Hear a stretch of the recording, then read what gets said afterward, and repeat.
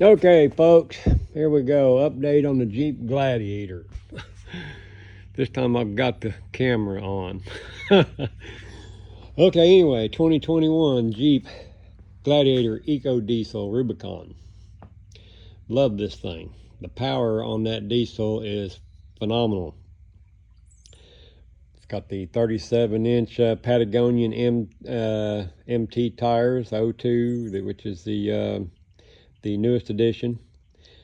So it has an improved compound and design than the older Patagonian. So far I've got 5,500 miles on them, done first rotation, and they're wearing smooth, no complaints. They pull that camper just awesome, 75, 80 mile an hour, no noise. These tires are well worth the money. And with the Rubicon diesel, and the 373 gears, I have not even had to consider a gear change. This thing just pulls this camper like nothing. I just went to Moab round trip, 1,900 miles, 70, 80, 75 mile an hour the whole trip up through the mountains, not an issue one. And 373 gears, so I'm sure that there's going to be a gear change in the future, but it will just be to see where I can improve the MPG, because I've done 13.5-ish mile per gallon round trip on over 1,900 miles going to Moab, and I'm getting 18, 19 mile a gallon empty just on the Gladiator by itself. So, you know, I'll probably do a gear change in the near future just to kind of see where that goes, but it certainly isn't going to be because of power issues. There's no lack of power on this Gladiator diesel pulling that camper. Not an issue one. But anyway, we put the AEV dual sport lift on this, the 3-inch dual sport with the high capacity springs and the Bilstein 5100 shocks. It was a great priced kit, you know, right around $2,000. And this kit is very well thought out with the control arm drop brackets that they give you, which allows you to continually keep running your stock control arms. And let's face it, stock control arm can be replaced on Mopar's website. Regular price, they're around 30 bucks. I've seen them on discount prices on Mopar's website for $14.99. So how can you beat that? So definitely glad I'm staying with the OEM control arm. No reason to change them.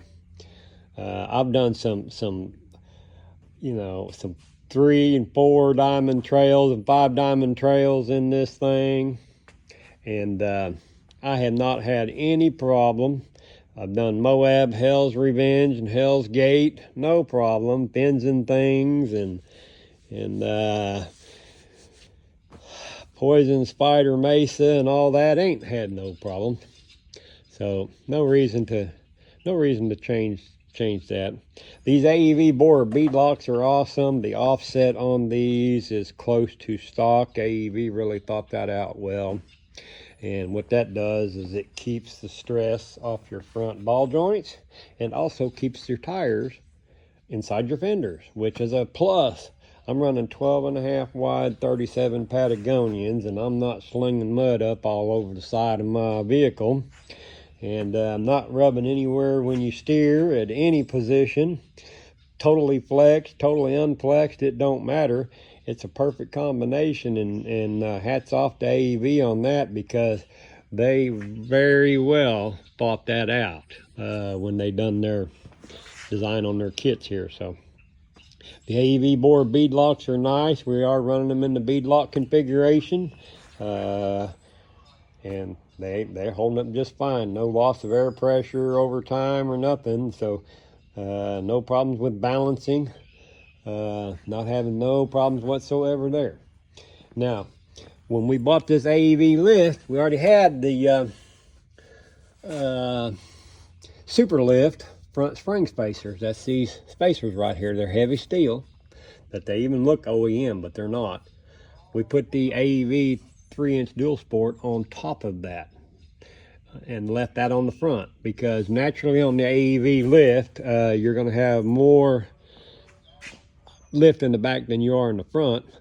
These springs give you an additional 700-pound cargo carrying capacity, which in no way, shape, or form do they make the Jeep ride rough. The Jeep does not ride rougher in a normal load capacity, so it's not stiff. You couldn't ask for a better ride. These AEV high capacity springs are just awesome.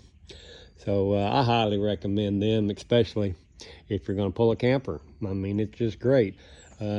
With the deck toolbox storage system we got in the back, we have added a little bit of weight. So if you plan on carrying any additional cargo and racks and traction boards and all that stuff on your Gladiator, you can't beat AEV and their high capacity springs, because that's when you're going to notice them kind of problems, is when you start adding more weight to your vehicle. Most lift kits don't factor that in, but AEV does. But this deck toolbox storage system, it's been on hell's revenge and hell's gate, and have nothing to say bad about this deck box. It keeps all your gear in place. And on this side, I've got tools and parts and tool roll and hammers and all that stuff in there. And then on this side over here, we got camping gear. We got cook stoves and bottles, and comes with the 2 additional storage cargo boxes. We got all that stuff in there. And then, the AEV lifts, this is standard and well thought out. This is to make up for the height difference, so you can still use your OEM jack if you have to change your tire. And also, it doubles, the sloped angle right there, it doubles as a wheel chock if you need a wheel chock. So AEV thought that through. That's included with every AEV lift that you buy. So that's a good piece of equipment right there. And then these storage boxes here, this gives you great storage right here for your recovery gear, your straps and all that stuff. And on this side here, let's see, this side here, I've got more recovery gear and ropes and stuff. So you got good places for adding additional cargo that you couldn't carry otherwise in a Gladiator, because you wouldn't have no place to put it. And the Rubicons, I tell you, the guys that have the non-Rubicons, you need them. I have been on these more times than you can shake a stick at. I've hit them. And they were very well thought out from Jeep by putting those bedside rock guards on the Gladiators, because that is a must needed item right there. Also, I made a tail dragger, so made my own, and so when that hitch drags, as we know that the Gladiator's wheel right there, that's the mating call of the Jeep Gladiator. That right there protects it. We're able to run the 37 Patagonian spare, fits up in there perfect on the OEM Jeep wheel, and it is super light spare combination that way. I'm thinking the Patagonians are coming in on a 37 at somewhere in the upper 70 pound range on the tire without the rim. So, and it fits up in there real nice.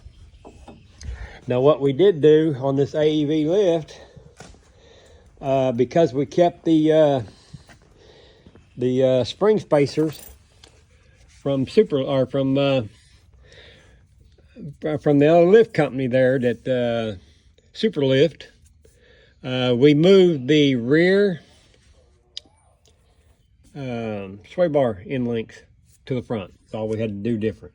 Instead of using the supplied ones, we used the rear and the front because it was a little bit longer. And we done away with the spring spacers that or the bump stop spacer that AEV gives you, because didn't need it. I mean, we had 2 inches more of lift here, so, and we put the metal cloak bump stops in front and rear. I highly recommend that. Those are awesome bump stops, super soft, and went with the metal cloak front spring isolators and took them cheap plastic ones off of the front of the Gladiator that are factory and put the heavy rubber metal cloak. Ain't got nothing bad to say about the AEV lift. The ride quality on the lift is just totally awesome. Now when I get around here to this other side, I'll show you my comm systems in here. And what we're running for comms is the Striker 94 HPC, which is a 10 meter ham radio that is converted to 11 meter. So that means it does the CB channels, and this thing does 50 watts on CB. Very powerful. And it mounted right to the 57 Designs mount system there. Made for a real solid radio mount. And then over here we're running rugged radio. The rugged radio GMRS, which their set comes with a custom fit mounting bracket for the Jeep Gladiator. That's all plug and play. It mounts in there real secure, and it has a loomed wiring harness that runs around, and they give you real simple instructions on how to put it in, and it's all plug and play and makes for an awesome install on their radio in the Gladiator, all the way down to the antenna mount that they give you. We're running a Furion. That's the backup camera for the GeoPro. That's what that little box is, if you're wondering. The rugged radio has a magnetic mount for the microphone, which does good. It's a real strong magnet, and it stays put. And then back over to this side, the innovative AT design, the under the passenger seat mounted twin ARB compressor set that comes with a 4-tire inflation method with quick disconnects. And it has this regulator that you can set your desired tire pressure. I've got mine set to 37 psi, and when it's airing up the tires, the regulator kicks out at 37 psi, and I turn the compressor off. And I mean, no hassles getting my tires, since I've got the TPMS sensors and all the tires and everything. They'll set right at 37 psi every time. And no fuss, no muss right there. I'm thumbs up to innovative AT designs on that system right there, because that works very, very well. And this is the antenna system for the rugged radio that comes with it. It comes with the mount, and it's all loomed in on the harness, and everything works real well. And then when I get over to this side, you can see the Browning. It's called an NMO mount CB antenna, base load with the little hood mount right there. So that works out very well. And also with the way it's positioned slightly inward, it keeps that antenna from drastically beating in the trees on the trail. So it's a good working system there. And so anyway, these are the updates on the Gladiator. It's all coming together. If you have any questions or comments, give me your best shot on what your questions or your comments are, and I'll try to answer them. But you can't go wrong with this setup.